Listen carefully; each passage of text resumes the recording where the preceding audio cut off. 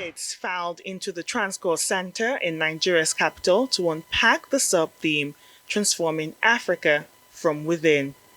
Executive Vice President, Intra-African Trade and Export Development, Kanayo Awani, set the tone, taking the audience through the growth of the Africa Export-Import Bank. Afreximbank has witnessed its assets grow from just about 2.8 billion to over 40 billion currently, as it stepped up its interventions to support African sovereigns, African banks, corporates, in sector to rebound from successive crises.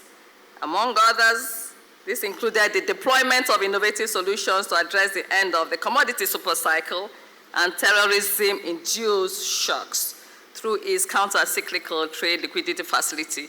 Here in the hubbub of the networking lounge, where deals are struck and alliances forged, delegates say Africa must be the architect of its own prosperity. And if there's one moment that captured the urgency of the day's discussion, it's a keynote that tackles the need for a unified African financial architecture. The question now is, can Africa transform if its financial sovereignty remains externally dictated? And of course, the answer is no.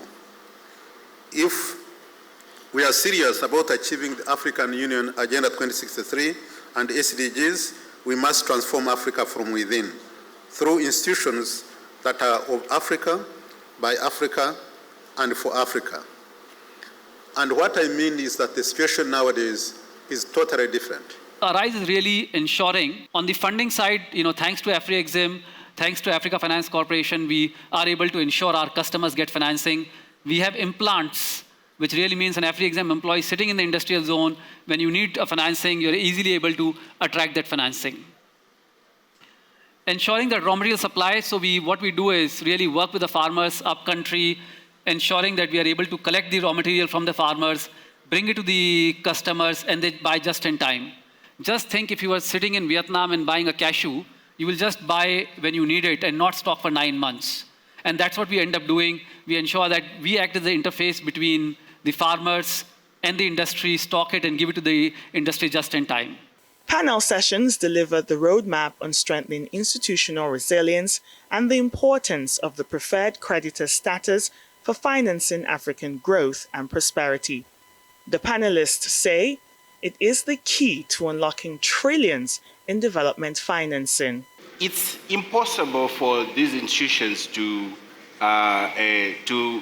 for their preferred creditor status to be removed, because legally the member states that found the institutions have a legal mandate to support the operating environment for these institutions. It's important, I think, to consistently remind the market that preferred creditor status is inherent in the establishment of these institutions.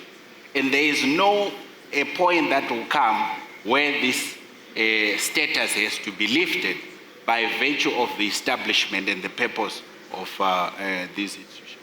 The preferential creditor status, for them, it gives them a leeway to support other development projects. And for us, since the project started, was a part of our top priority, it means as a country, we'll also continue to honor our commitment and put on a top priority to the extent that at any period of time, we cannot default to that repayment of loans. And based on the semi-concessionality of the loan, we saw that it supported us. So, in general, I can say that for all the African countries, we need to support these multilateral and the international financial institutions. The 32nd Afreximbank annual meeting comes at a pivotal time.